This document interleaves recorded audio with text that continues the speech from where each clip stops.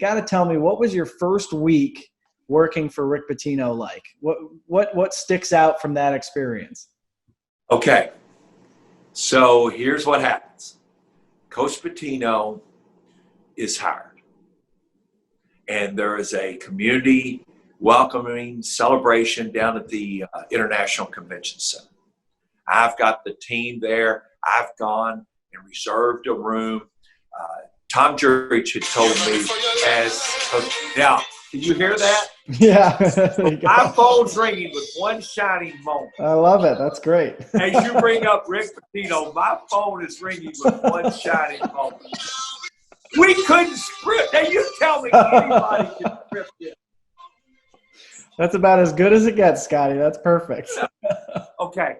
So I had, Mr. Jurich had told me, he said, Coach, Coach Crum's going to retire. He said, take care of these players. And I mean, literally 20 hours a day, Jeff. My office was open. Ellis Miles, Larry Open. I mean, no, we hadn't signed yet.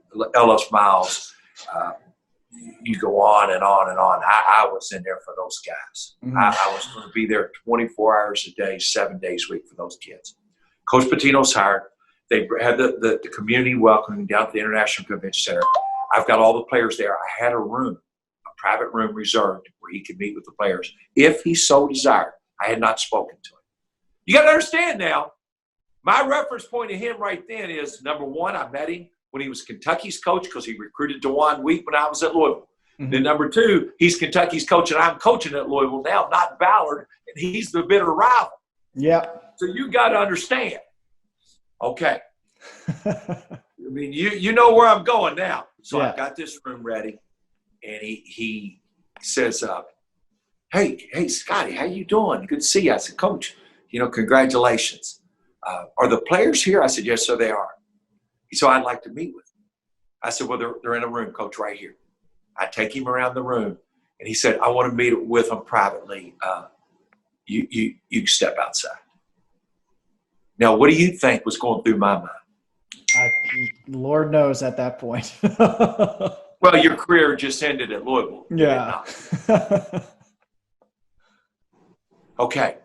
So I close the door, and he has the celebration. I'm the last to leave the place, Ray Ganong and I. And I drove Coach Ganong home, and he said, I'm going to say something to you. He said, I don't know what will happen with me, but if anybody on this staff deserves to stay, you do. And I said, well, Coach Ganong, that's very nice of you, but it doesn't look like it. Mm-hmm. So in the next 2 weeks, he starts assembling his staff. He brings in Kevin Willard. He brings in Jeff Noyes, who was his personal assistant with the Celtics. He brings in, Fred Hina. And he goes, do you know Mick Cronin? I said, yeah, he was at Cincinnati. I said, I know of him because he coached high school at Woodward when I was at Ballard. Well, all of a sudden one morning, we've got individual instruction at 7:30. We're on the court, and I'm there. I've got the players on the court at 6:45. I've got them warming them up. I'm not on the staff. I don't know who's going to be. He comes in and says, Scotty, step into the coach's locker room. Cardinal Arena. We go in the coach's locker room. Now, what are you thinking? Well, this is it. Mm-hmm. This is it. Walks in, and he goes up. I've never kept a coach from a previous staff in my life. Nowhere. The Knicks, Providence, Celtics, Boston, never. Kentucky. And I looked at him and I said, yes, sir. I'm aware of that. And he lost his momentum. He goes, what do you mean you're aware of that? And he goes, I said, Coach, you're at Kentucky. I'm at Louisville. I've read every book. You're the bitter rival. I've read every book. I've listened to every speech. I said, I know everything. He started laughing, like really laughing. And he said, but I'm keeping you. Wow. And he said, don't tell anyone. You can tell your family, but I'll announce it next week. So we go out. We go through individual instruction.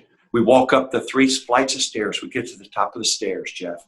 And he turns to me to tell you how thorough Coach Pitino is.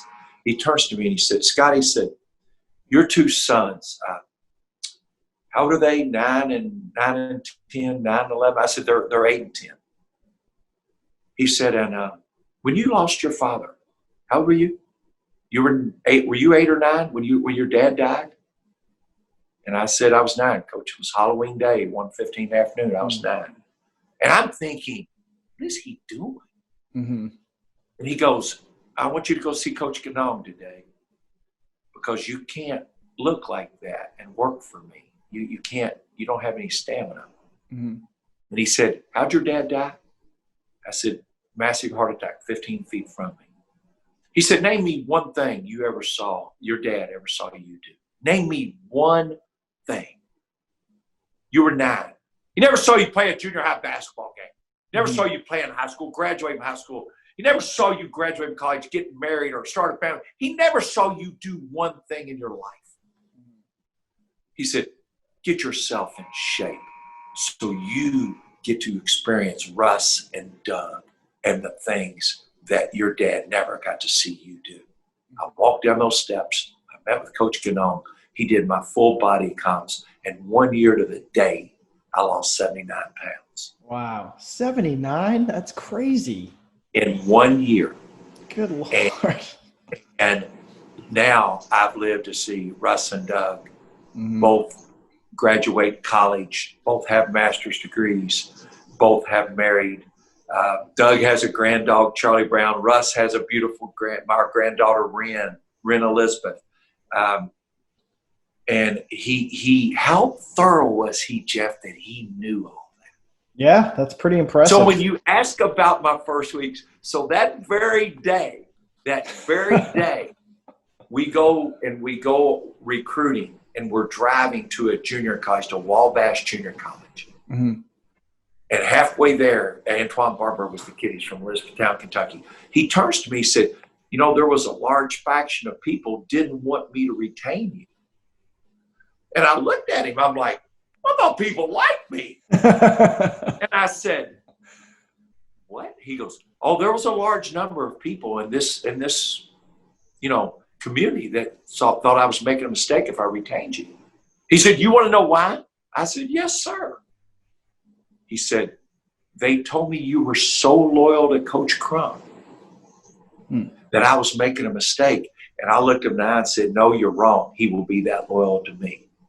And I'm proud to this moment I have been every second. But, you know, who knows that day how that changed my life. Yeah. Physically, mentally. Now, working for him, it's there's no words to describe it. Yeah. Pretty intense. No words. But to see it, but, you know, Jeff, you asked like the first 10 days, et cetera. Well, let's fast forward to 2005, winning the regional and going to the Final Four in Albuquerque. We get to the airport. They had given our plane away. It was a charter. It's a long story. But anyway, we had to bring another plane in, so we're kind of delayed. They wanted us to wait in a hangar because we've got 300 some odd people from the university, the band, the cheerleaders, it's everybody. And I'll never forget him saying, I saw an old Charlie's. Let's go back there. And you know, Vinny's running everything, says, well, Coach, they don't know we're coming. We didn't make any arrangements. All the food's on the plane. He goes, I'll handle it. He's going to handle it. He just won. He's the first coach just to take the third school to the Final Four in history. We go back to an old Charlie's. He walks in there and said, all right, I got 32, and I need just put them in 4 here and 6 over there and 2. He's like a maitre d'. Put 2 over here, and we'll do it. Well, anyway, so we all get seated.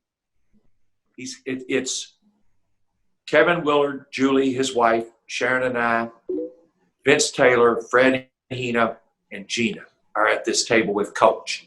Some of the other family members and all that were already at the airport, it's just that's who's there. I'll never forget, Jeff. He had pushed us so hard. And on that night, he was a proud dad.